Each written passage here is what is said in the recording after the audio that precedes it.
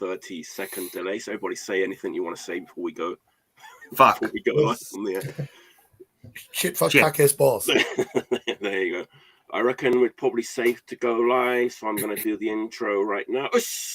Hey, how y'all doing out there? It's me back again, Analog Attack. Episode, Jesus, was it 14? 15? Episode 15 of What Are You Listening To? We've got a great panel, great guests tonight. Thanks for joining us. Got Anthony, how you doing? Hi.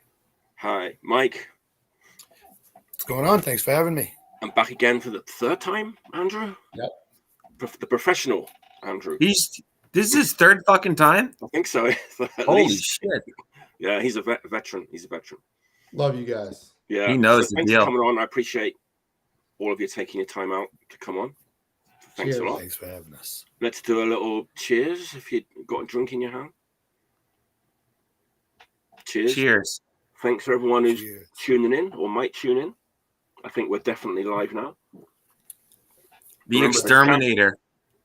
The Exterminator at Merch Direct gave me this beer. I don't know why.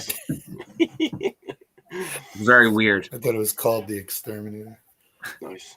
The chat's open, so if you're watching, you want to ask a question or say hi to anyone, type a message in the chat and we'll get back to you.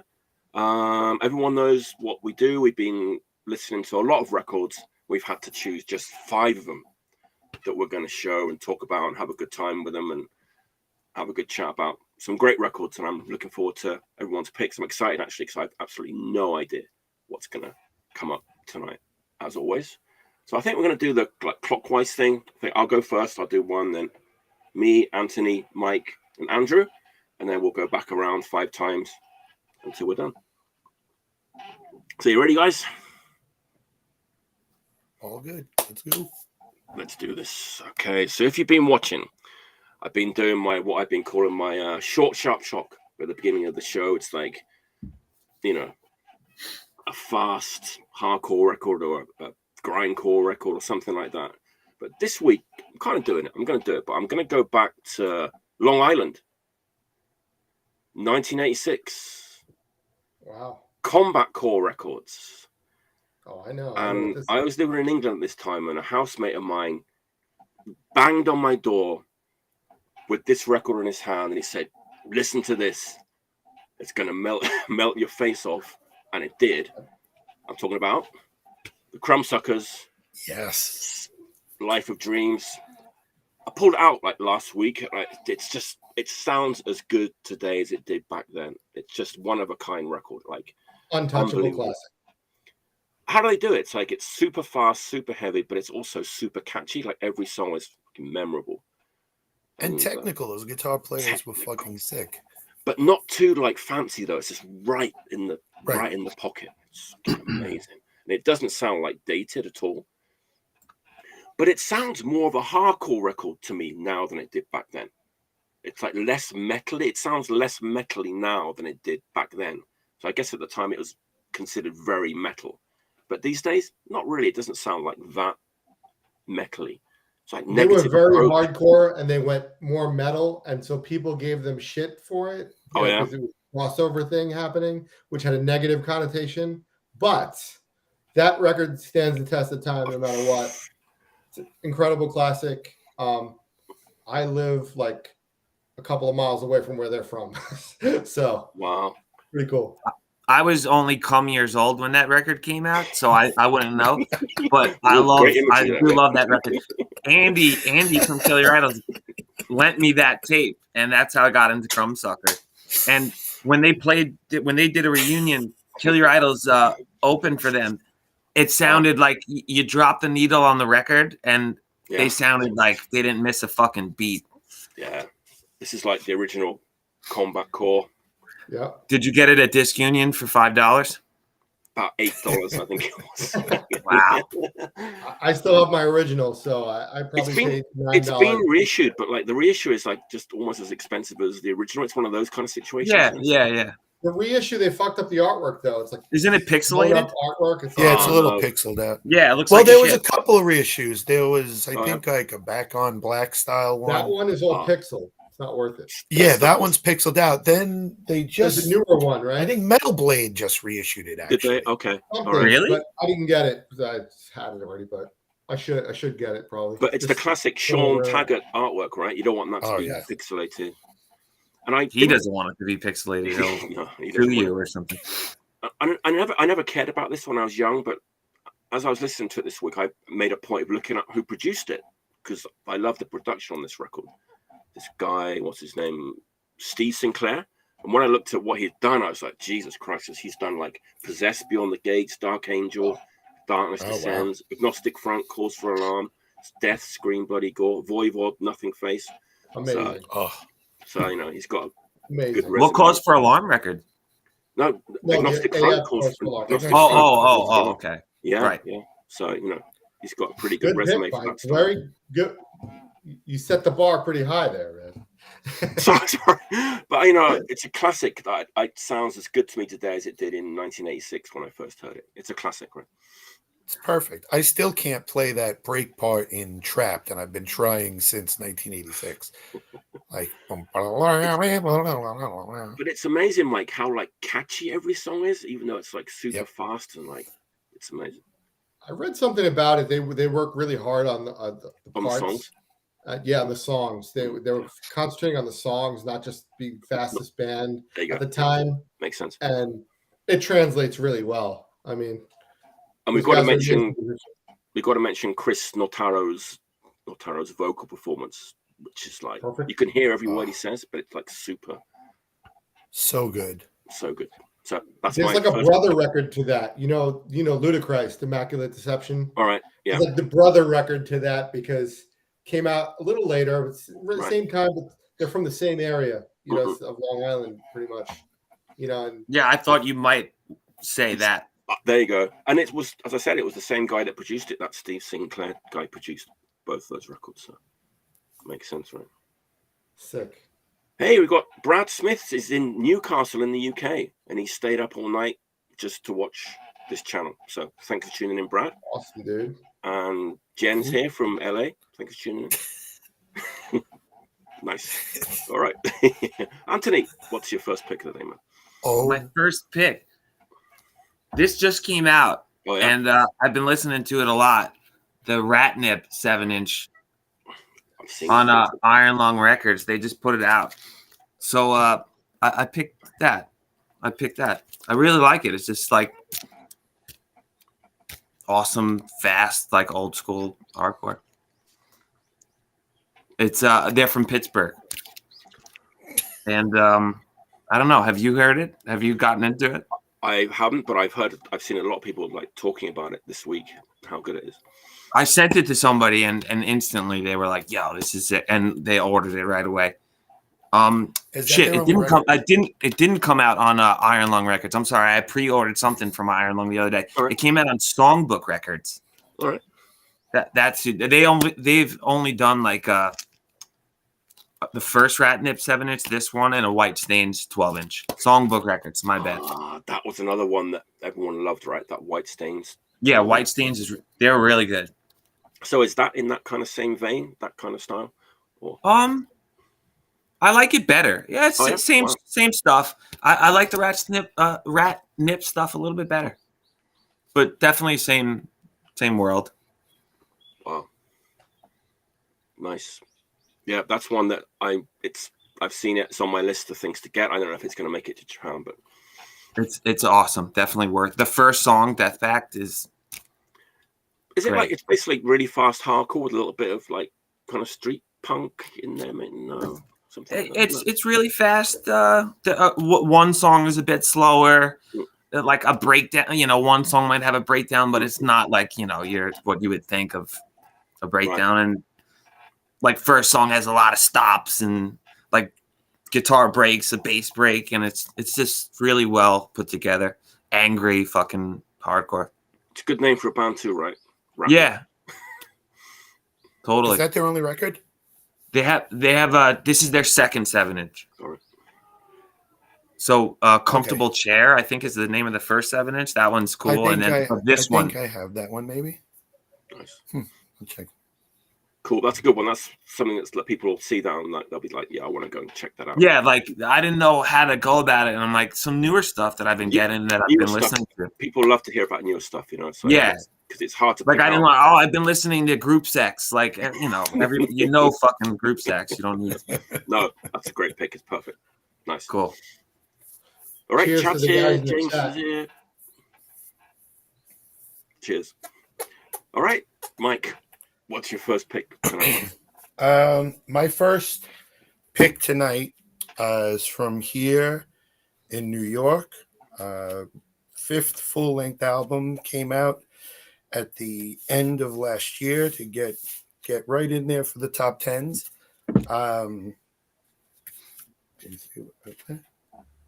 Black Anvil Regenesis. Black Anvil.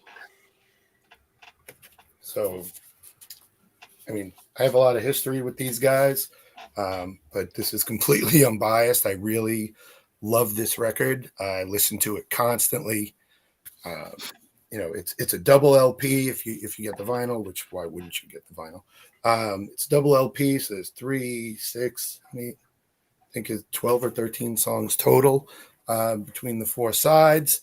Like I said, it came out at the end of last year on Season of Mist. They were a Relapse band prior, and this came out on Season of Mist. They just did a knockout job with this artwork. I don't know how well you can see it or not. Is it like silver embossed on black? Kind of. No, but it's a lot of those tones. I think it's just my $13 IKEA lamp. Cool. Lamp. But that's what. Yeah, that is what it is. What I see, what you see right there. Yeah. Yeah. But yeah, the songwriting is solid as hell. The songs are memorable. They come right out of the gate, and it's just, punishing. But then there's Paul, the vocalist, does a lot of clean stuff, and Jeremy, the guitar player, also does a lot of the backups. And I don't know, it's not just a, cult with a V black metal record. It's just a completely solid offering, and every record they made, this is like, I think this is their 5th full length, and they had another EP in there, so their 6th record, and every record gets better and better, and the songwriting is next level. It's not too complex, but it's not like Caveman. They just do it right. Their formula works, and that's my pick. It's a great record. Wow, that's a new Season Mist 2022. Black Anvil. Mm-hmm. Nice. Got on the list. Right on. Cool. Andrew, what's your first pick of the day? Well, Mike, I've been heavily influenced, Mike Foster. I've been Really? heavily influenced by your short, sharp shock thing. Like a palate cleanser kind of thing. I'm gonna do that this week. I'm gonna be like you. All right. And I picked this band, Compassion. Power Violence band. This is raging classic type power violence. Fast, slow. You get the idea. Crossed out style, but the guitars have some, more metallic elements to it. They do mix in some D beat, like Drop Dead a little bit, but the record's called Pacing Animal, and it's 8 tracks in 7 minutes. Jesus. On Convulse Records, right? I don't know where these guys are from, but I saw somebody posted about it, and I respect their opinion, so I was like, I'm getting that. And I'm a sucker for this kind of stuff. It's a one-sided 12-inch, and that's more popular these days because, as we all know, 7 inches are like exorbitantly expensive and impossible to, recoup on and stuff like that. But I'm glad they put this out. This is a sick power violence type record. You can't go wrong with Compassion. This is going to be like on all the top 10 lists when people start getting word of it, for next year. Oh, so this is like brand new. This is brand new. Wow. I just got this on Wednesday. Shit. I'm pretty sure it came out this year. Pretty sure. But I just ordered it. Oh, that's when we spoke about it then, Wednesday or Thursday, and then I bought it after. I was like, dude, you got to get this. This is the back cover, but the front cover is pretty cool. And I'm a big fan of that format. They insert. Even if everybody it's has that. All the Power Violence bands have like a hyena now or something, right? They have like these crazy crazed animals and stuff on. Yeah, Internal has one, right? They're a 2-piece also, but they're some. One guy's doing bass and guitar probably, because what I like about it is it's not just a band with a 2-piece band with just guitar and drums and vocals. It's a 2-piece band that actually did a studio recording. That's it's hot, man. This is a hot record. 45 RPM, one-sided. So. I kind of like that format. I'd rather have that at this point in my life. I'd rather have that than a 7-inch. I totally agree, and you can't fault the bands for doing that, because they got to get something out, and the 7-inch is like cost prohibitive, as we all know. Right. But Compassion, man, they're a fucking awesome band. That's a great first round. Three records that I haven't heard, and bangers, all bangers. Wonderful. Yeah, I want to check that Compassion record out. Me too. Yeah, me too. Highly recommended for me. That's for sure. Wow. Wow. There you go. Nice, Andrew. You're talking about a 2-piece band, right? Yeah, 2-piece. Yeah. My next band is a 1-man band. Oh, right. So, we always have a synergy, man. The synergy is real, yeah. But I'm thinking, everyone here has like a favorite French one-man synth punk band, right? No. It's a popular genre of music, right? I do have a French record coming up. There's not a lot of them about. There's maybe only one band that's doing this, but this was a 1-man band. They're now a 3-piece and they play live. Let me get straight to it. This is the record I'm talking about. Cuir, which means leather in French. So these are French dudes. This French guy. How do you pronounce it? Cuir. Oh. Any French people watching, tell us how to pronounce it, but it means leather. So we should just say leather. It means leather in English. It looks sick. What a great cover! It's really striking. There's tons of videos. Like, he makes videos, and he's always wearing this stuff. And this is a crazy record. It's like this is one guy, but they're now a band. They play live and stuff. But it's like this is funny because this guy, it's his band. He's in another band, a French band called Cuir, and the members of that band, or two of them, are in another French band called Syndrome 81, which is a band. Syndrome 81. This is a band that everyone loved their record from last year, so it kind of ties in with that. That's like a kind of great band, punk band with kind of dark post-punk undercurrents going on there. But like what we've got here, it's like I had to ask my French buddy Luc in France from Bombardment to help me out a little bit with some stuff about this record. But apparently all their records are about drinking and being hungover and boozing and stuff. You got this really driving drum machine, which is actually quite a thing in the 80s. French punk had a lot of drum machines in it. Really fuzzy guitars, raspy vocals. Some of it sounds almost like a bit like Motorhead on a drum machine. That's crazy. Super, super catchy. Really short, fast paced. It's great record. So it was one of my favorites of this year. It was 2021 it came out. So yeah. Cuir, leather. Where'd you find that store? Local store? This was actually tough to get in Japan. It took a while to get it. Got it. But it was because it was right during COVID, and things were really slow, so it took a while to get here. But didn't they shut the mail system down? Yeah. But this is fucking great record. It's like it has a kind of street punk vibe to it, but they have none of the cliches of street punk. It's really its own thing. It's a great record. So that's my second pick. 1-man band. Awesome. From France. Synth punk. Do the stores and stuff get a lot of that North American release? Where I know that was Europe, but okay, so where I am the shipping sucks. In Osaka, there's 2 dedicated punk record stores. Punk and Destroy and Revenge. And between the 2 of them, they pretty much get almost everything in at some point. Right. So we're kind of lucky, but that's good. Yeah. That's my second pick. Cuir leather.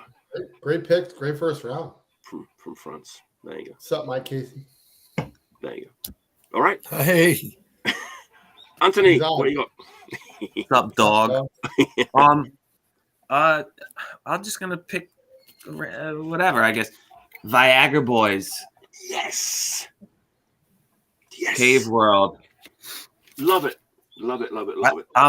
They're like my favorite fucking band at this point. I listen to them all the time. This record's really good. Incredible. Yeah. I love it. And I've seen them.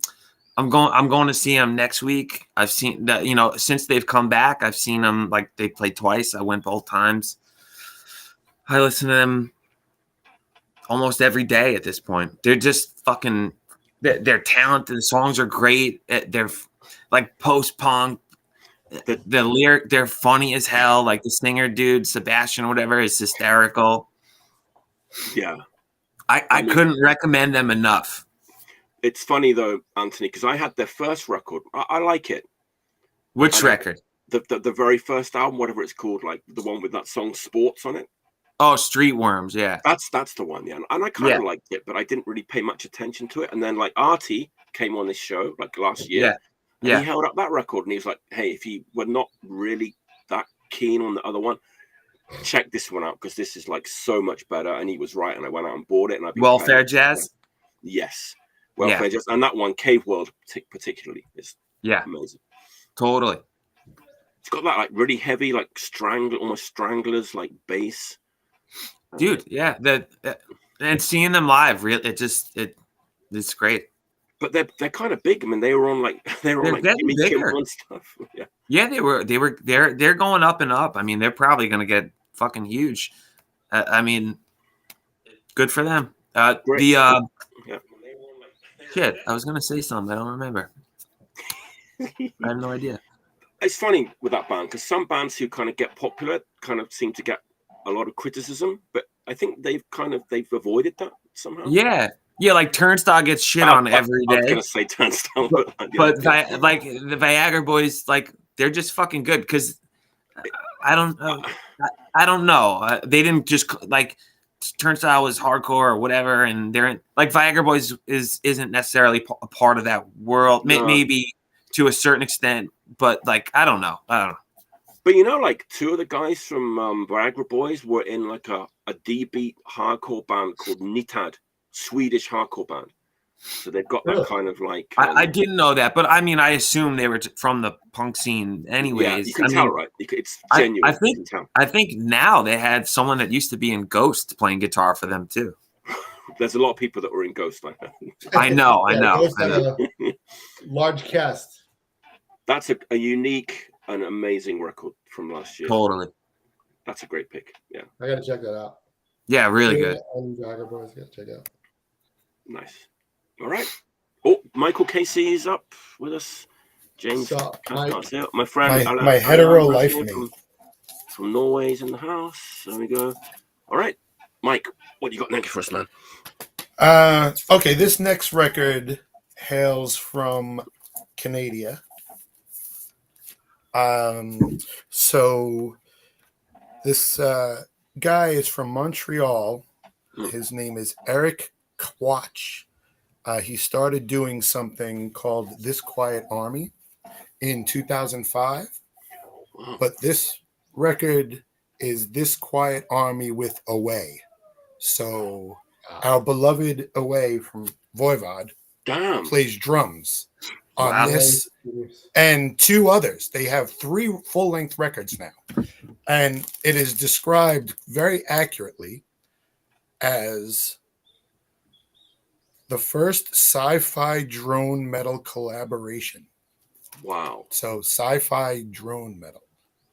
I don't think it's sci-fi and it's drone. I don't know if I would call it metal except for maybe some of the drum parts, but that doesn't take away from it at all. Away, no pun intended. There's the back cover. I don't know if I have it the right way. Is that his artwork on the front? Uh-huh. Oh yeah. Yeah, and it comes with a whole bunch of other shit too. Wow. It came with an art print and another away art print. Man, wow. And just all sorts of stuff like this record weighs like 18,000 pounds. But yeah, so it's real droney. It's away, and this one guy, Eric, and sounds like he's got, a My Bloody Valentine's amount of pedals that he likes to mess around with. So it's really like, it's away, like really holding it down. And yes, the diehards can definitely tell it's away playing, and everyone will know what that means by me just saying it out loud. It's certainly his playing. And this guy just, making soundscapes with guitar and the bass line holds it down too. Sometimes there's some kind of space sounds and keyboardy kind of things, but it's a relaxing record. It's nice. There's no vocals on it or anything. This came out in 2020 actually. So they did this one, and they're called what are they called? The Singularity. So this is the Singularity. Volume 1, and then Volume 2, and the newest one just came out, which I'm waiting to come from Canada. Wow. I love it. I listen to it pretty often. Like I said, it's just kind of like a nice break from everything else I listen to. Like I can't really compare it to anything else. It's almost like, like space psych guitars at times. Just really more soundscape than riff. You know what I mean? Yeah. But I can't recommend it enough if you're into. I'm completely intrigued by this, and I'm gonna, as soon as we're done, I'm gonna look for a copy of that, because awesome. They have a Bandcamp and everything. I think all the records are still available too, and this one. This was it's pretty, nice. So they did a great job. Like I said, there was a bunch of extras, a nice note of thanks from the label. And it was just, it's a great record. The second one's great. I'm looking forward to hearing the third one. That's incredible. I mean, there's a lot of reasons why I love doing this show, but just being recommended things that I've never heard of that sound really amazing. It's a must buy. Anything that any of the Voivod guys are attached to, I'm drawn to. They're my favorite band of all time. So this was just some kind of random Instagram ad a couple of years back. Really? Wow. And I clicked on it. Either that or Away posted it. I don't know. But something led me to that website where I could hear the song and like it enough to buy the record. And like I said, I'm invested 3 records in at this point. So highly recommended. I never knew about it. I'm buying them. Me neither. That's great. I'm a freak like you. And by the way, I have my Angel Rat demos behind me. Can you see that you got me, Mike? Yeah. Thank you. Hang on. Candlebox. We've got a message from the Pork Chop Express here. He says, Mike D, 2 picks in and no candle box. No fucking candle box. There's no candle box here. Oh, fuck out of here with your fucking candle box. It's an inside joke. I thought so. All right, Andrew, what's your next pick? Before my second pick, I'm going to say shout out to Ron Grimaldi. He's watching. Oh, is he?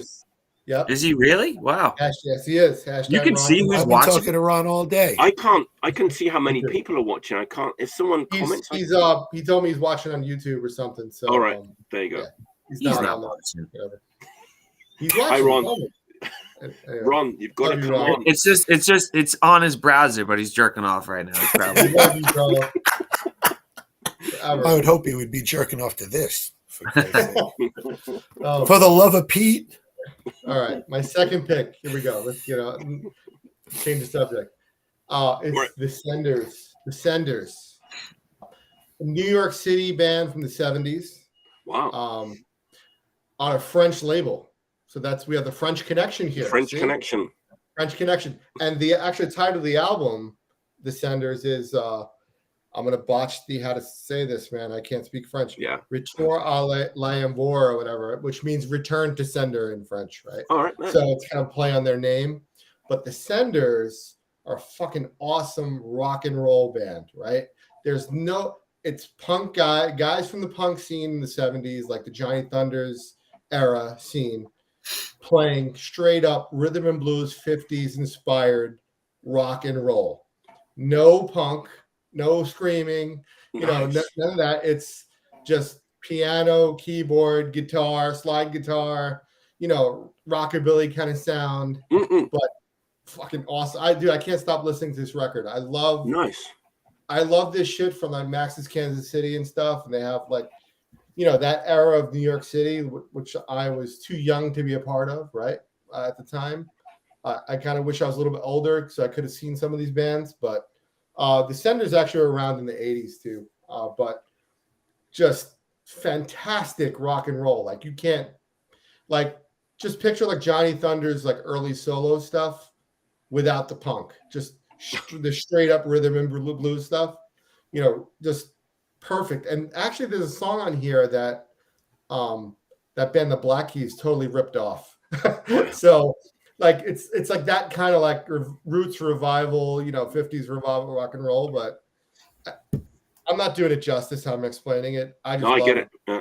I love this shit. And I was at a record fair a couple of weeks ago and I had one of their singles and I love the single and I had like an EP, but I saw this and I'd been looking for this for a long time. And when you $20 record, I didn't expect to find it that day. And I found I was scored, man. This is like the first song is called Devil Shooting Dice, man. Come on. It's just awesome. Really good. I really like highly recommend this one. It like hasn't left my turntable in like 3 weeks. Nice. I listen to it like every day. And I even like listen to it in my car now. I got the MP, on Apple Music and shit. It's awesome. And there's a recent reissue with them. It's like a double LP with this record, their EP and their single. And there's a live set they did at Max's Kansas City, and Johnny Thunders actually sat in on guitar on it.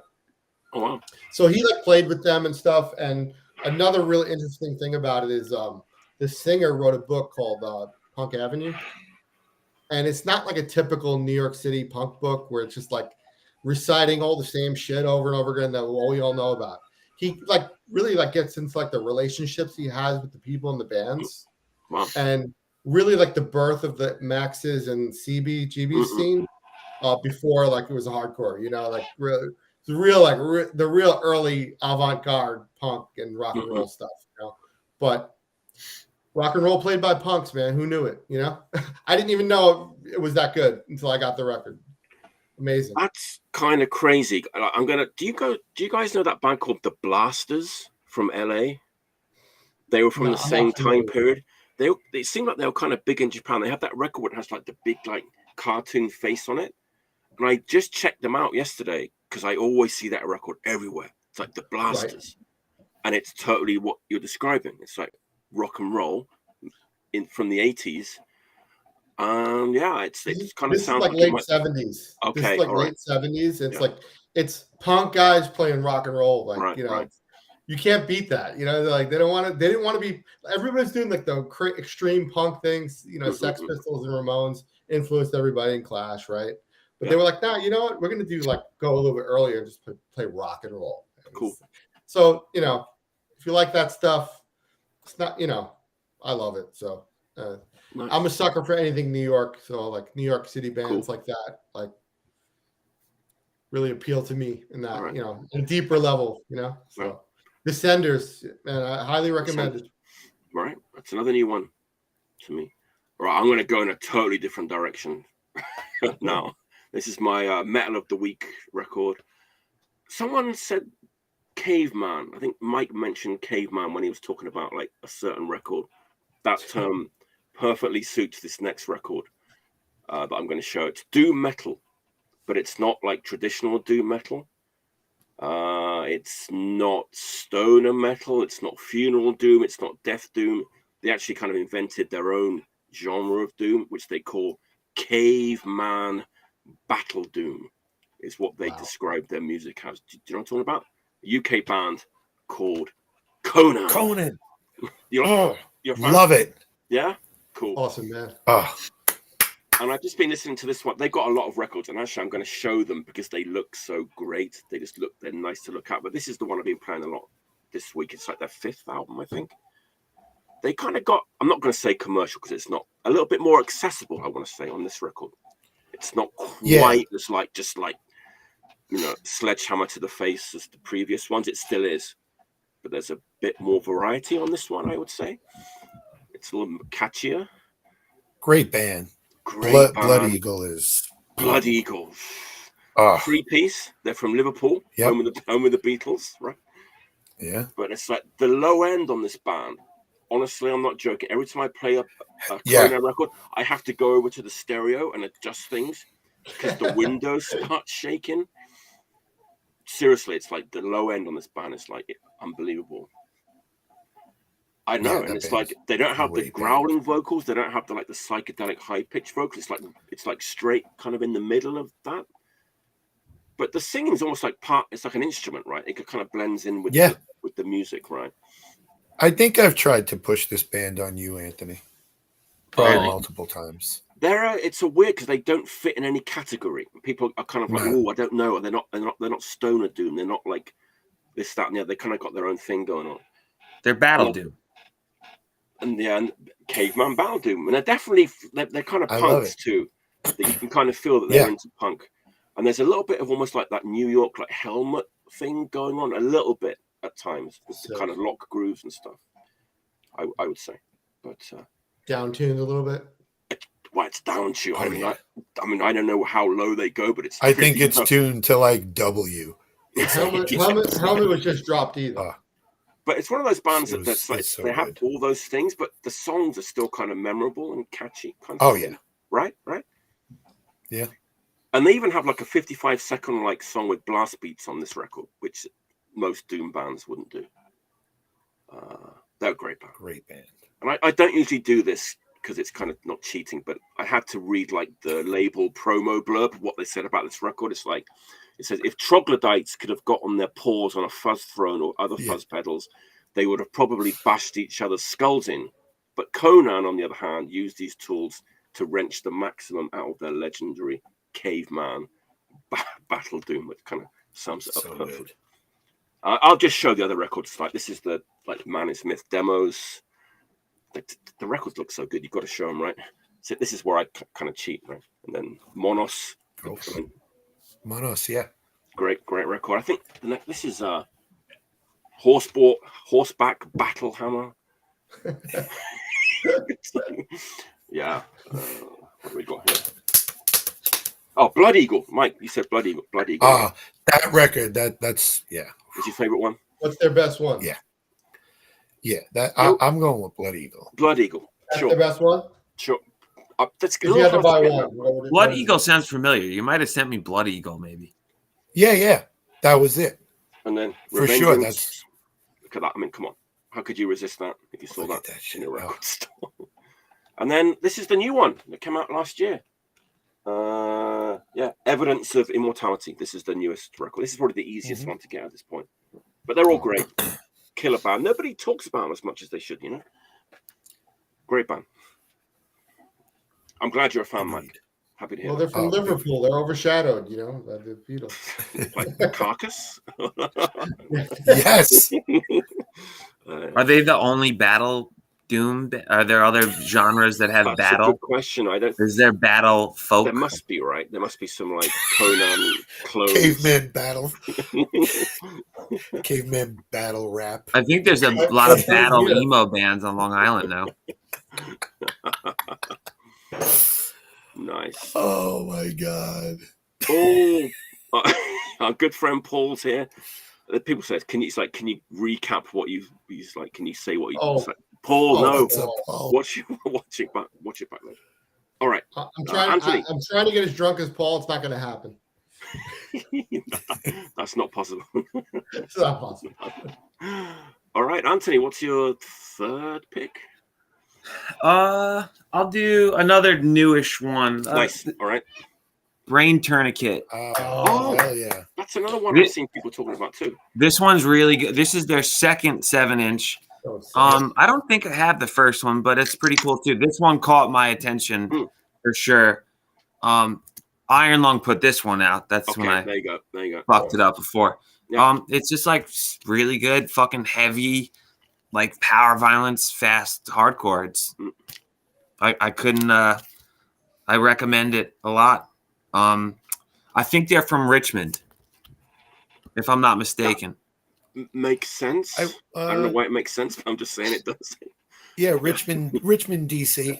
Yeah, like that area. That area, sure. Yeah.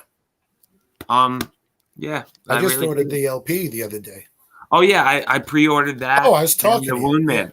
Yeah, I got that and the new Wound Man, and they're playing with Wound Man in New York, March 18th. Did Wound Man? I definitely want to go check that out. Show? What's That's up? what I heard. Yeah. Did Wound Man drop off the Infest show? Yeah. Why did they drop off? Can they undrop off so I could see them? I'd like to see them, but yeah, me too. Infest, Mike, if you don't know, Infest is playing here in New York. I've seen it. And Deathcycle's Deathcycle. Deathcycle. Wait, yeah, they're opening. I think you can't really go wrong with Iron Lung Records. Sorry. No. Iron Lung Records. Classic label. Iron Lung I think it's awesome. a great label. Yeah. I never loved the Iron Lung. Did you like the band Iron Lung? No. I didn't until I saw them. John, they came to Osaka, cool and I kind of got it after I saw them live. But they were two-piece. They were another two-piece. They were cool. But those dudes run the label, right? Or at least the one guy. Jensen. The guitarist and singer John, he used to be in a band called Gob back in the day in the late '90s. They were fucking awesome. Yeah. They were like Am Rep type power violence band. They had like a really weird Melvins-y, like, Jesus Lizard power violence sound. It was awesome. That sounds cool. I'm not surprised that he became, one of the members of Iron Lung and kill it like that. Amazing. I like that label. It's kind of diverse. They put out a lot of different kinds of bands. He just puts out stuff he likes, right? Which is the way to do it. They put out the last Grand Invincible too, didn't they? Or even the last two of them, which is Kung Fu Dan from Spaz, his like hip hop project. Really? Wow. It's great. Wow. Yeah. Wow. I think he did the Electric Chair record, maybe the second one. It's cool stuff. Whatever he does. Yeah. Good aesthetics and everything to that label too, right? My old band played with them once. They were cool. With Iron Lung? Yeah. Ryan, the singer, showed up really late, and then we had to play last. Which band? Sick of Talk. Sick of Talk? Great band. Thanks. Really was. Nice. That's when I first met you, man. I know. It's him, Mike, too. He recorded. Will called me and said, "You got to see this band I'm putting out called Sick of Talk. They're like 13 years old." You're probably older, but he exaggerated. You know what I mean? Like, and then I met you, and I was like friends with you ever since, man. Yeah. Wow. Then I filled in for Disnihil. Love playing with you, man. That was fun. That was a lot of fun. Oh yeah, that was at ABC, right? Yeah, with Municipal Waste and Coliseum. Yep, that was awesome. Waste. Love Dave, man. Dave. Yeah. I saw him a couple months ago in Long Island. That's cool. With High Flyer. I went to that too. Yeah, I saw you there. Yeah. I only saw. Go ahead. No. You go. I was just gonna say, like, the last record they put out was one of the best records, right? Yeah. What, Municipal Waste? Two guitar thing. One. Yeah. Having two guitars and those guitar players they have such synergy together because they're in another band called Bat together. Okay. So they have awesome chemistry, and it just shines through now. Like, it does, man. I was I'm not going to say surprised because I do like the band, but it's really amazing. Yeah, that's their best. It's one of their best records since Hazardous Mutation, I think. But yeah, I love the first record, Waste Them All, the first LP. It's still my favorite. I'm not I fell off with them. I think Dibwitty's amazing, but like Brandon was my favorite drummer, and he's still my favorite drummer. And no double bass, just single bass. He's the fastest drummer like there was. Like, he smokes everybody still. We've talked about him a lot on this show because Bobby took over Vinyl Conflict the Right, store right. and everything from him. So yeah, he's awesome, cool guy. he comes up in Bobby. conversation quite a bit on Bobby's this. the On this best. channel. That's cool. He's gonna come up again. Yeah. I knew him. He was the man. He was the man. I went to Vinyl Conflict a couple times when he There you owned go. it, There and you go. then, again when Bobby did. Yeah. Hey, Sean's here. How you doing, Sean? Hey, Sean. Love you, brother. Let's do it again sometime, Sean. Good to have you on. Hell And yeah. I've got to say this. I love that Sean showed the Deftones album on this show.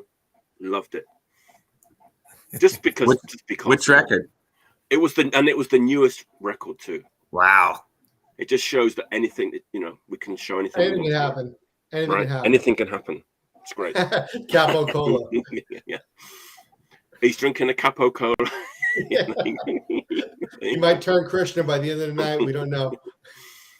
Ray Capicola. All right, Mike, it's your turn next, right? All right. Thanks. Mike. I was trying to figure out which one to pull out next. I think this is a good middle of the 5 situation. Nice. So this band started in 1980. This record came out in 1983. I don't know where they're from. We'll call it the Shire because it's my favorite Hobbit rock band. Oh. Ashbury. Wow. Oh my God. This shit is gold. Hold on. This is Endless Skies, right? Ashbury, Endless Skies. This was a reissue from like 2017 or something. Great fucking band, and the only way you could describe them is Hobbit rock. I mean, it's a perfect description. Yeah. It's like, but it's not a joke. Like, I legit love this record. It's really, really great.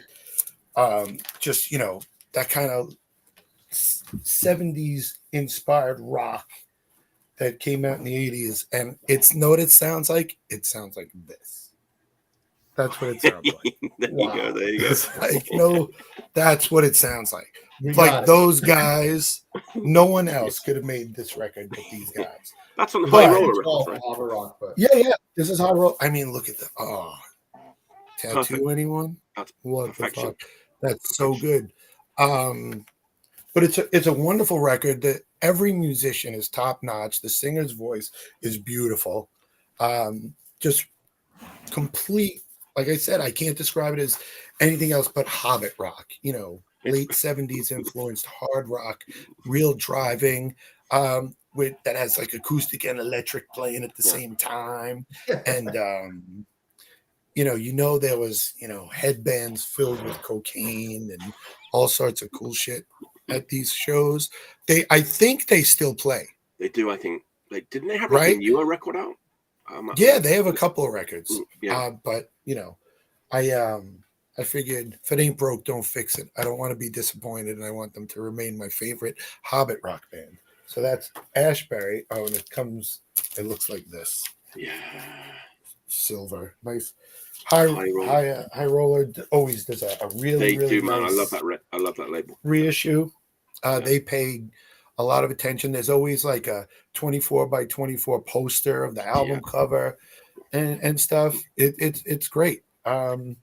But I mean, I don't know how else to describe it, but Hobbit rock. But perfect. If it's something you feel like you might love, which I don't know. The chat is popping up. I'm sorry, Mike. I know. I'm trying to focus on Mike, and I'm looking at this. Sean says he's nude with beads on. It's like who's just show his mouth. Oh, Sean Canal. Sean is great. Any of you wearing pants? Wouldn't you like to know, big fella? Yeah. So that's my third pick. I can't find it, and it's been on all my different lists at this store. Wow! It never comes up. It will. I'm familiar with the record, but I've just been YouTubing it. Okay, that's what I was going to ask. I mean, it is just solid. It could have come out in 77 to 79. Yeah.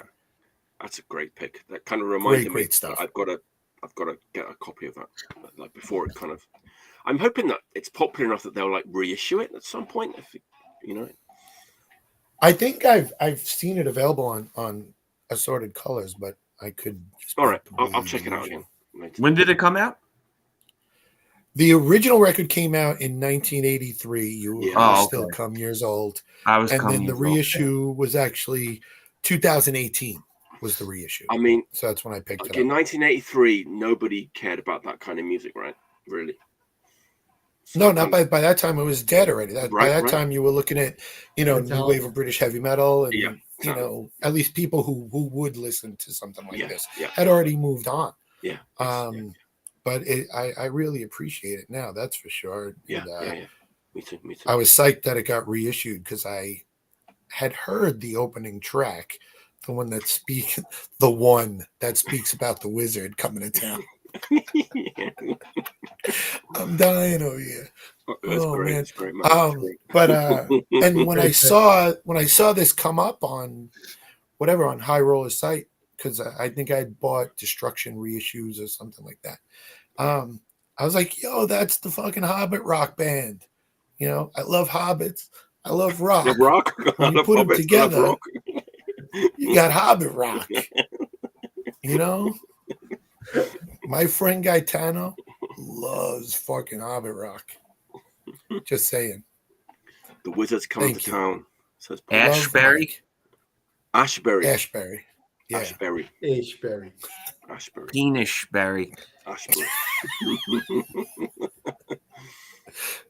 Bumberry. Man, Mike's killing it tonight. Everyone's killing it tonight. That's a great pick. All right. Follow up Ashbury, Andrew, if you can. It's tough, man. It's hard to follow, but I will say this. It's a kind of departure. This pick is kind of a departure for me because I bought the record for my wife originally. I kind of hijacked it. Ministry 12-inch singles. Wow. So she's a Ministry fan only of the first record and the synth pop stuff. She's into synth pop and that kind of stuff and Depeche Mode. And all that stuff is great. That's her deal, and I love her for it. But she's the best. And I started listening to this because every day is Halloween. I remembered hearing that song, and it's on here, and I loved it when I got this and heard this. But the track "I'm Falling," it's like their first single they ever put out, is like one of my favorite songs ever. Now it's like so. I'm totally into the Ministry synth pop. The synth pop era, right? It's like the dark wave synth pop stuff, But great music, not all programmed. They actually played their instruments, They're really, really good stuff. And no metal at all. no industrial metal, right? It's all synth pop, and it has all the 12-inch singles they put out and all the remixes. That's cool. It's really cool, really, really cool collection. It's a reissue, but it has all the covers and stuff. Wow. Yeah, it's really nice. I love it. I've listened to this like so many times, and she's like, "Oh, I never even listened to it." It's like she's heard it all before, But I really like adopted it. It's like one of those things where I was never into Ministry really on the industrial side. I heard didn't bother me. I didn't hate them or anything, but I really got into she had the first LP.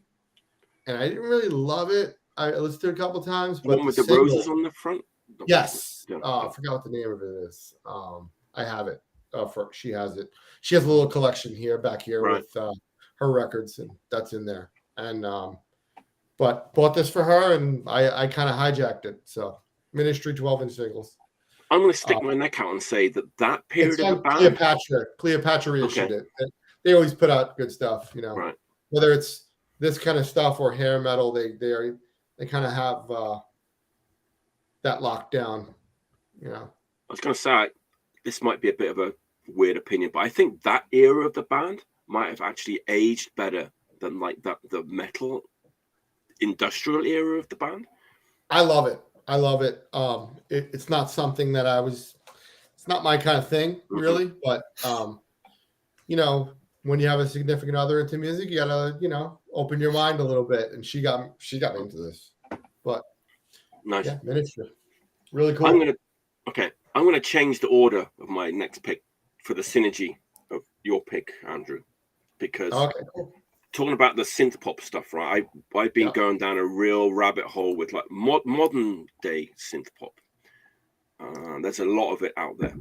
A label called Dice puts out a lot of synth pop, but it's a real crapshoot. There's some really good stuff. There's some terrible stuff, but this record was the one that kind of sent me down the rabbit hole. This is Ricky and Gold, which I talked about a couple of weeks ago. So I'm not going to talk about it. I have the first LP. That's great too. That's a little bit more post-punky. This is full on like synth pop, but this kind of led me down the rabbit hole of like modern day like synth pop, and there's a lot of it out there, you know. Yeah. On the commute to work on YouTube, this band came up as a recommendation. Just one of their videos, and I love the song. It's amazing. I'm talking about this band, Choir Boy. Dead Silence. They're from Salt Lake City. This is their second album.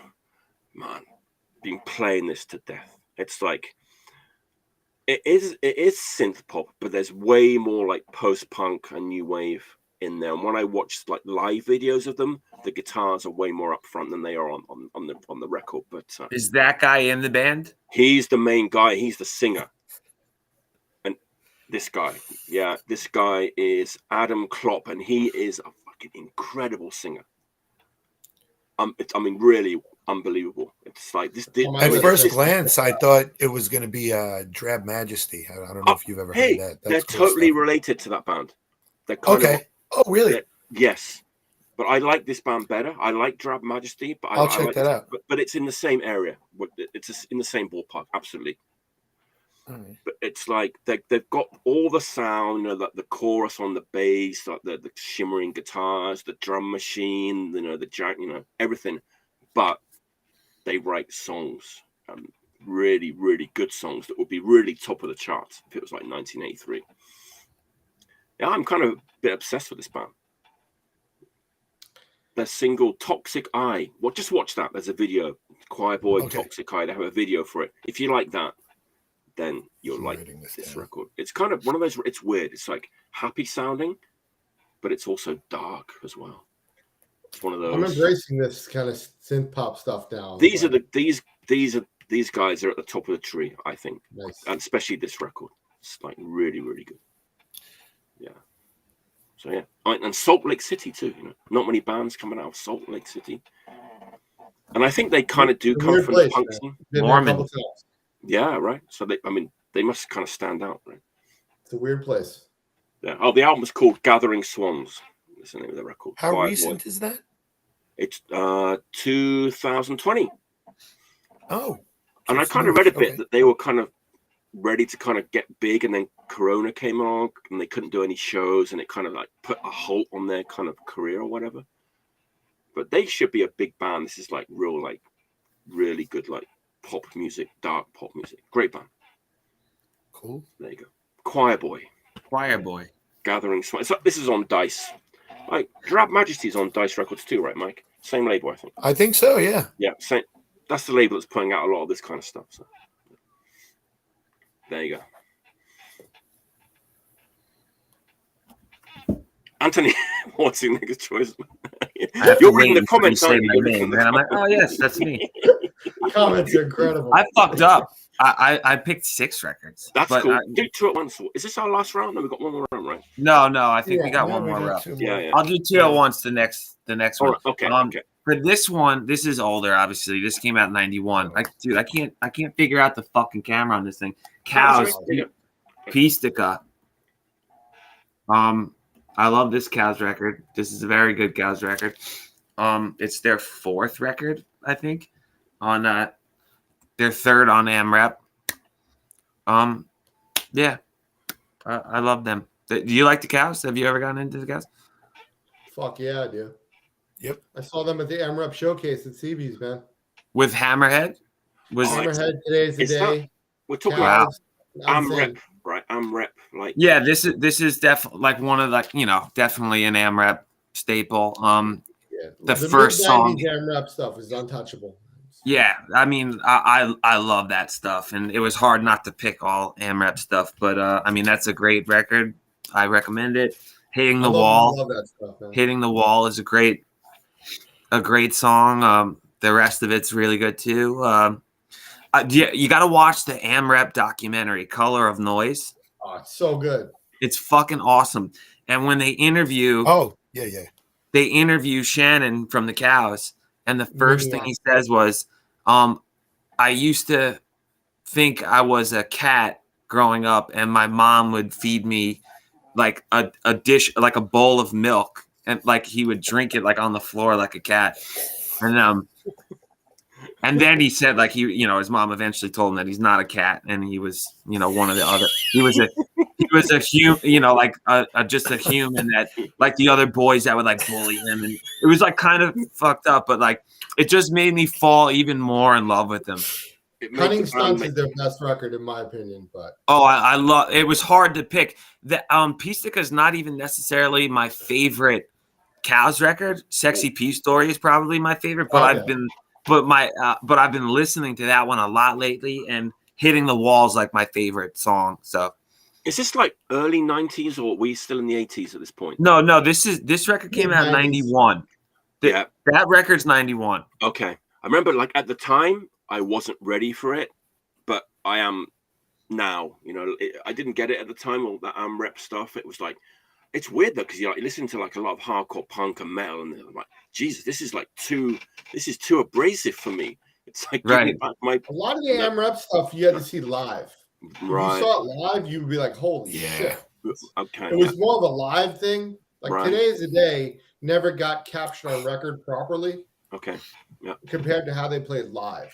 Maybe Willpower is like the one that got their sound live, I think, but they never, like, back then with that drummer they had was like Cows 2, Hammerhead, like those bands are just untouchable. I've gotten to see a lot of those bands. Cows did one reunion in Minneapolis in 2016 or 15, and I didn't. And not going is still like, I wake up every day like, fuck, I should have fucking went. I wanted to go, but like Sheer Terror was busy. Like we were doing, like I just couldn't go to Minneapolis. But it's a big regret because they'll probably never play ever again. They made it sound like they might. You never know. Oh, well. Now that COVID's over and shit, people will, coming out of the woodwork now, starting to play. So, wow, maybe they will. Yeah, I'll go with you, man, if they play. Me too. I'm in. I'll fly anywhere. If they play New York, I'll go with you. I'm not going anywhere else. I'll go alone. I won't go, but I'll text you incessantly the entire time you're away. How is it? Pixar, it didn't happen. Great pick.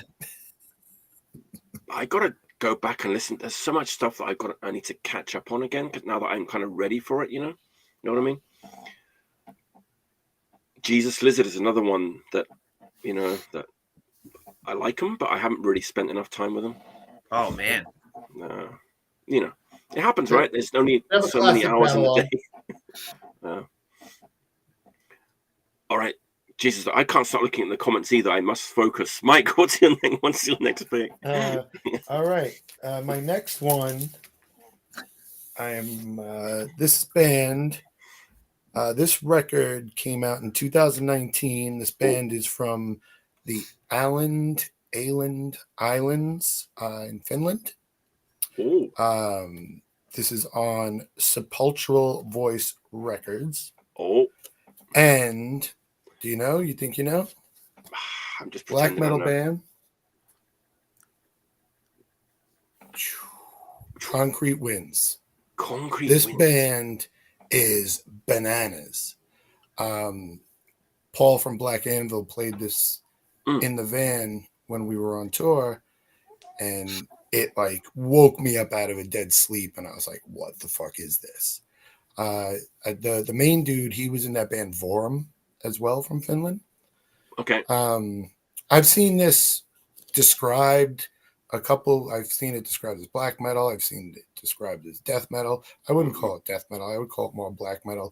There's a riff. The second song on side A, Sepulchral Upheaval, has one of the coolest like little riffs I've heard in a long time. It's great.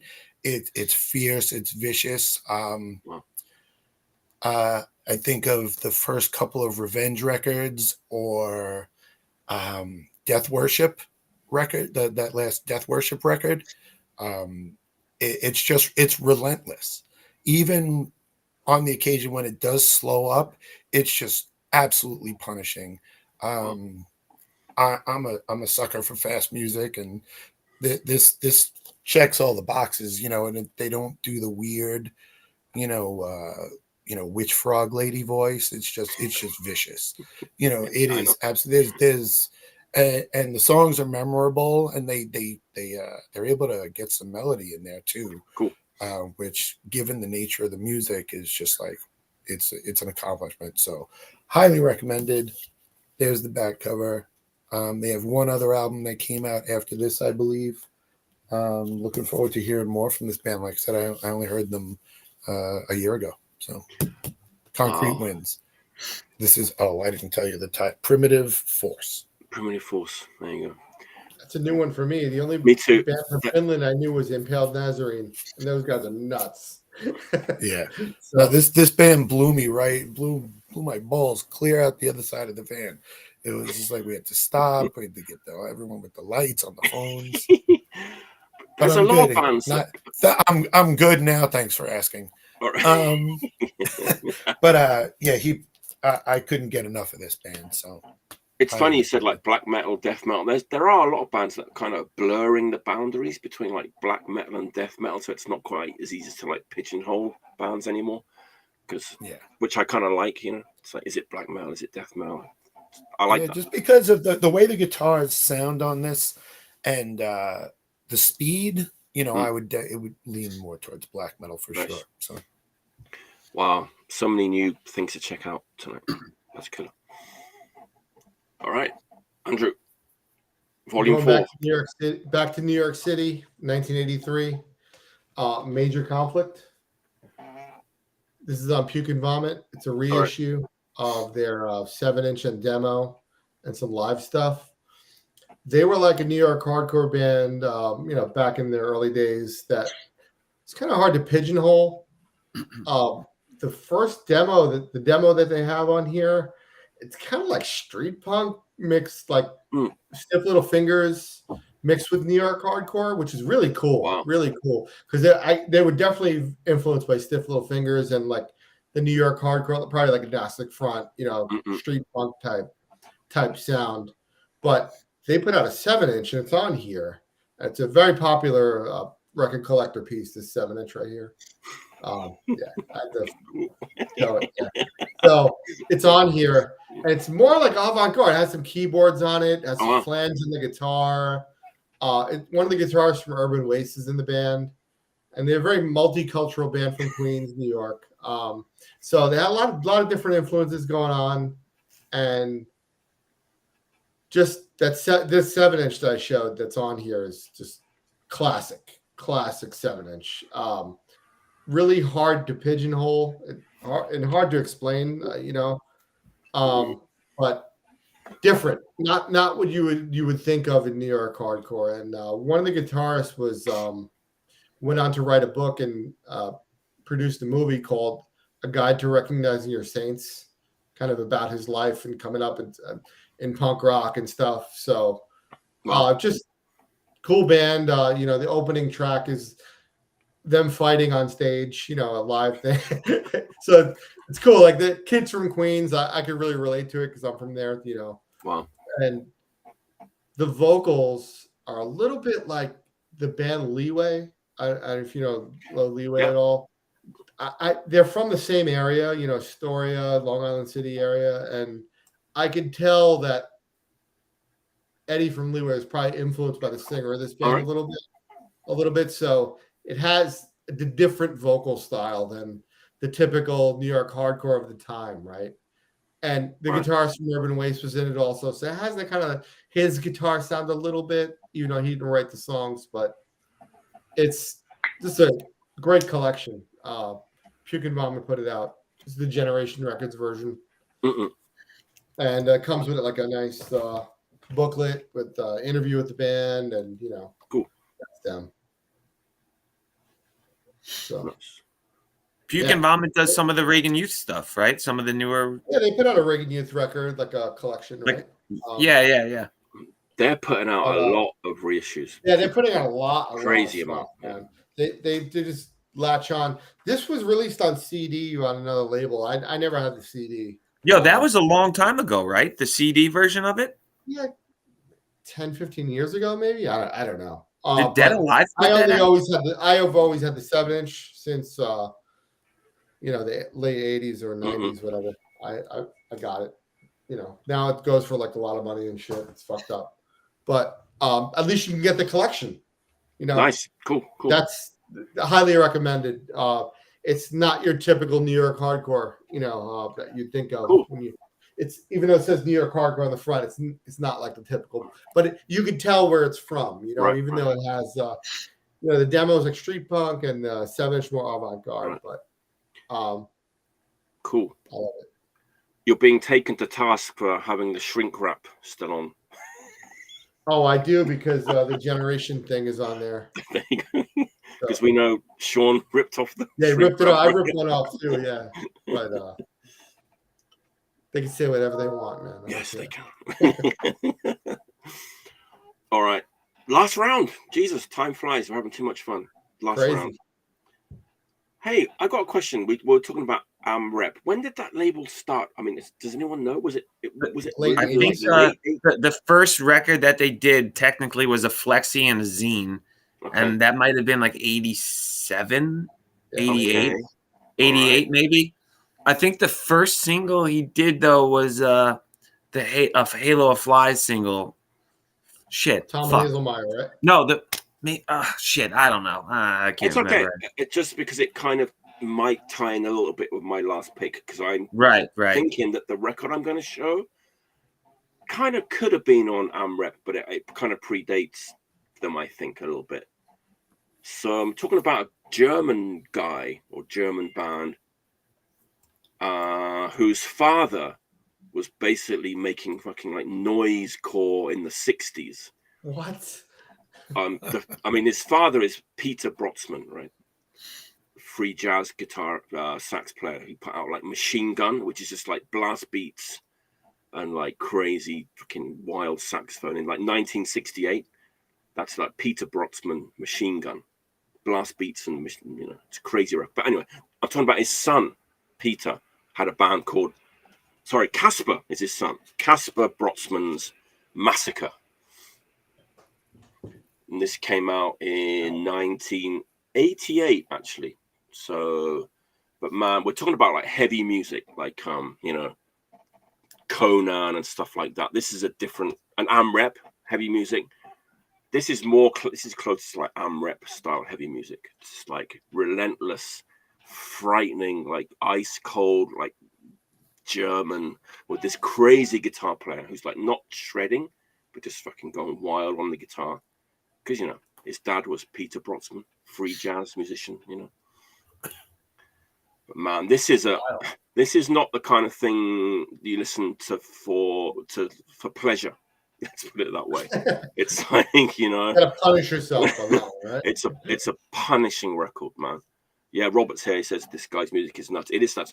Southern Lord reissued it, so it's heavy music. Southern Lord reissued the early Caspar Brötzmann records, but it's like Swans, maybe. There's a bit of Swans in there, like early Birthday Party, maybe a bit of that AmRep stuff going on in there, but it's its own thing. It's completely unique. Like Germany, 1988. Check this out, man. It's crazy. Caspar Brötzmann, 3-piece guitar, drums, bass, vocals, recorded live in the studio. Even it's recorded at the same place where his father recorded like those records in the 60s. If you like AmRep and you like the Birthday Party and you like Swans and you like heavy music and you like free jazz, Caspar Brötzmann Massaker. Once you release the list, I'll be. I'll check it out. You should do it. It's insane. It's one of those things where Andrew said your words kind of can't do it justice, and I don't want to give like a kind of pitchfork style review of it, but crazy, heavy. not Hobbit rock, for sure. Is that reissue readily available? Hang on. Well, the reissue came out in 2019, not that long ago, right? So I'm thinking it's probably still out there, right? But it's kind of cool that Southern Law reissued it because it was lost. It was lost. Nobody knew about Caspar Brötzmann. He had a band called Massaker, you know, like in 1988. It's cool, right? Look at that. Heavy, but in a different way. I saw someone describe it as like Hendrix meets like the Swans, or like Jimi Hendrix meets industrial music. I don't really agree with that description. That's in the 60s. This is from the 80s, but like... Oh, the 80s, I'm sorry. Because the guitar playing is insane. Like, really crazy. Yeah, so anyway. Caspar Brötzmann. Check it out. The Tribe. That's a cool looking cover, too. It is. It's like minimalistic, just black, red, white, you know. Totally could have been on AmRep. Really. It really could. There you go. That's my last pick. Piqued my interest. Punish yourself with some Caspar Brötzmann on Sunday afternoon. Sure. There you go. All right, Anthony, what's your last pick, man? You're going to show two, right? Pick 6, so I'm going to show 2. Fuck it. So go ahead, man. Go ahead.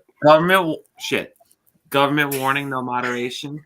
I still listen to this thing constantly, like on Spotify end of year, whatever bullshit list. It was like this record was probably the first one. Right. This record came out 2006, I want to say.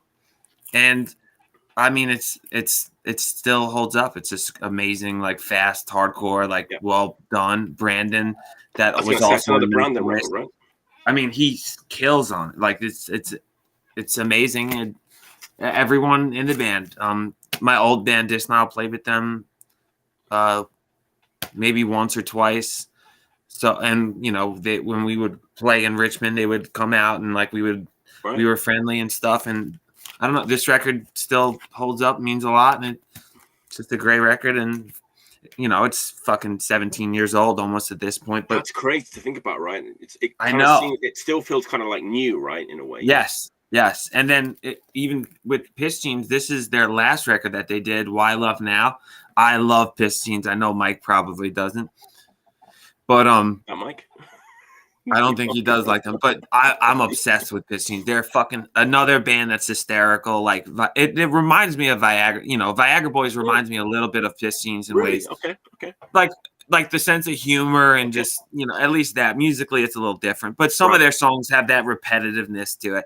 And Pistines. I bought the No Moderation. I think I got it at Pointless Fest 2006, and they played with Pistines, so it kind of wraps in with, you know, the record. And this is a really good record. It's their I think their 5th record. Wow. And it's fucking awesome. I don't know what else to say. I've been seeing both of those bands. I've been seeing for early 2000s, and you know, and these guys stay together. And they, you know, I've seen them when the first drummer and they have a slightly different lineup, a different bass player and a different drummer now. Well, since they signed to Sub Pop, and that was what I was going to ask you. They were on Sub Pop, right? The first record they did on Sub Pop was I Don't Need Smoke to Make Myself Disappear. And like just the vibe and the lyrics and Matt, the singer, is hysterical. The songs are great. It's heavy. And I just like where he's coming from. Like, am I going crazy? Is that band anything to do with like Born Against and all those guys? Or is that no. Oh, okay. Like they were in like the Ultimate Warriors, which was if you remember that band. Okay, all right, gotcha. Yeah. Wow, Robert says that one of the guys in Massaker played with D.D. Ramone at some point. Wow. So, there you go. Didn't know that. Yeah. Two great choices. That Government Warning record's great. I love that Government Warning record. So good. And Direct Control, another brand. I love Direct Control too. Yeah, there you go. Nice. All right, Mike. What you got for us, man? The last pick of the day for you. All right. Where are you? Mike spit lettuce at Direct Control once. I was wondering if you were going to mention it. Government Warning too, I think. Oh, maybe it was them. I don't remember. Okay, here we go. Sorry. So this record is a new record. Well, it came out in 2022. It's one song. The song is 21 minutes and 41 seconds long.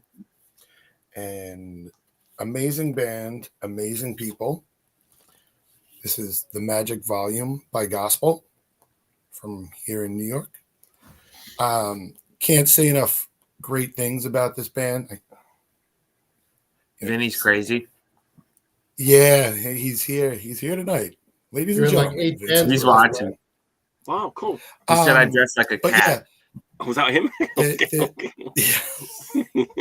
It's just such, if you haven't heard them, it's hard to kind of pinpoint. It's kind of like a post-hardcore-ish with prog elements. Now we're talking. With the keyboards and the niceness and the guitars going tweedly tweedly dee.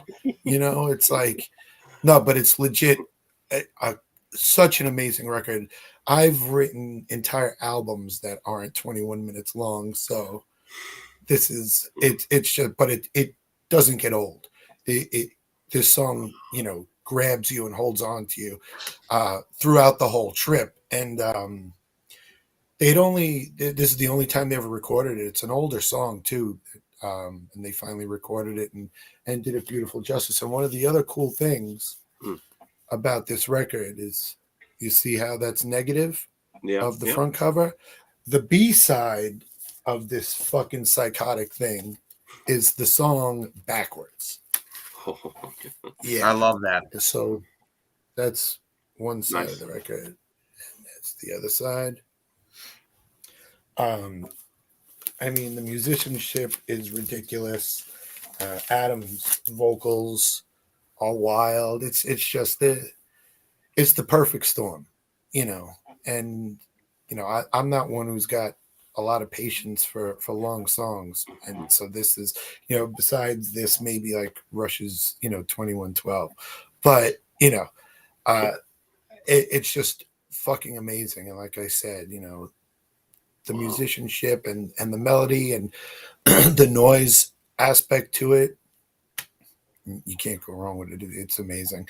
They put out a full length a couple of months before that, called The Loser, and it was my top pick for 2022. It was my favorite record. 2022, just absolutely amazing stuff. So again, Gospel, The Magic Volume, get it, buy it, love it, have it. I will be doing all of those and more if I can get it. Wow, that's another new thing I've not heard of. Awesome. Yeah, amazing. Yeah. Wow. Very cool. Thanks, Mike. That's cool. You're very welcome. Andrew, it falls upon you to wrap the show up with your final. If it falls upon me, it's going to be metal, bro. So I always pick a metal record for last. You do, yeah. Usually like Voivod or Godflesh or something like that. But this is not the record I'm picking, but it's the same band, Defleshed. I've been listening to them a lot lately because this is their new record that came out. Right. But it prompted me to go back and listen to some of their old records. I only have a couple of them on vinyl, but this is a fucking classic. Swedish metal fucking Swedish. Classic. Defleshed, Under the Blade. I was talking to Dave Whitty about this the other day. Ooh. And this is one of their best fucking records ever. This band is like, it's hard to categorize them because they're not like Entomb, Necrophobic, or Unleashed. They're not like the other Swedish death metal bands, right? They mix death metal, thrash metal, and grindcore together, and they don't sound like Entomb and stuff. So I think I made that point. They're just fast, thrashy, grindy, deathy. Just all that shit. And it's not like melodic death, like, at the gates. It's not melodic. Yeah, they have a lot of single note stuff, but the guitar playing is insane. Wow. And They always have like a cover on their records. Like this one's Curse of the Gods, Destruction cover. Oh, nice. They've done the Nuclear Assault covers. And on they have 2 records that are amazing. One's called Fast Forward and one's called Reclaim the Beat. Only on CD. It fucking sucks, man. Hopefully Metal Blade will rectify that one day.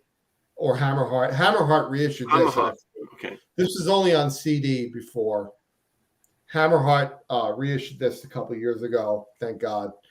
But Fast Forward and Reclaim the Beat, hopefully Metal Blade will do the right thing and put it out. But on Reclaim the Beat, they do a Motley Crue cover, Red Hot. Wow. And it's they grind it. It's a grind the whole time. It's insane. It's like a fast version of it. Is it good? Oh, it's incredible. Yeah. And one of their best songs is on that record called Ignorance is Bliss. But I'm a huge The Flesh fan. One of those really underrated bands not many people know or care about. I've not heard of them before, no. Oh, you got to check them out. Right. They're totally like marching to the beat of their own drum. Cool. You know, it's really cool that Metal Blade, put them on now, kind of try to give them their due, And they're playing Maryland Death Fest next year. So, they're coming to America, maybe they'll get a little more popular. But, right. But I mean, they're on Metal Blade. Dave Woody and I were in the van listening to Nerding Out on Nobody Knew fucking about, in the late 90s. And I just carried my love for them, through the years. And I wanted to talk about them because they're one of those bands that does not get the credit they deserve. So these albums came out originally like in the 90s, right? Yeah, they're like a late 90s band. But they span to the 2000s and stuff. And, right. But they just put out a new album like this year. So right. Wow. Fucking A, man. That's weird. Last year. Late last year. But they don't change. They don't fucking change their style for anybody. It's just blazing shit from the beginning to end. And awesome band. And before we go, I do want to say, hey, the 3 of us here, you did have a band on before, Ready for Death. We were also all in a band together called Staring Contest. And we're recording a 14-song LP fairly soonish, I guess, whenever we could do it. But pure Long Island power violence style coming at you guys. So all right, everyone, check that band out. And let us know when it's coming out. We'll talk about it. So, cool. Yeah. Let us know when it's coming. Who's putting that out? It's self-released, right? It's going to be self-released, but if somebody wants to put it out, we'll entertain.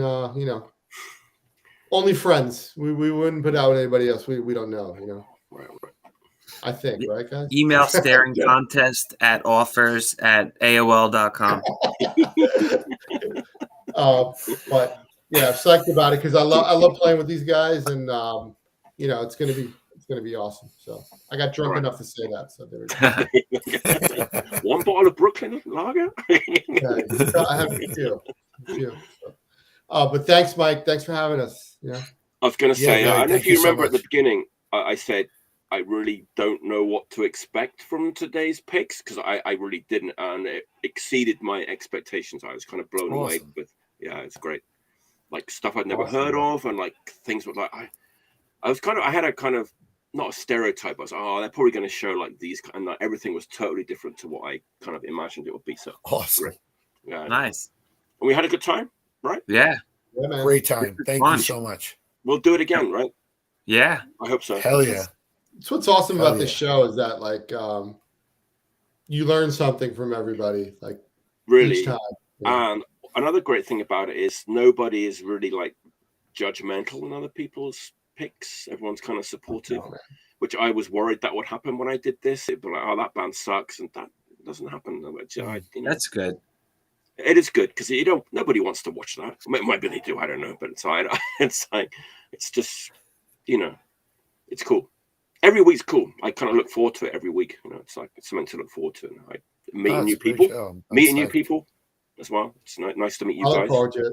That's for sure. So we'll do it again for sure, definitely. If you want to. Absolutely. All right. Sean's going to bed. Good night. Good night, Thanks, Sean. Sean. Night. You're in California time. It's not that late, man. Oh, he's 3 hours in front of you, Jeez. right? 3 hours behind. Yeah. All right. Let's finish up. Thanks everyone for watching. Thanks, Anthony. Thanks, Mike. Thanks, Andrew. Until next time. Thank you. Thanks, guys. Stay healthy. Love you guys. Stay clean. Stay clean. Stay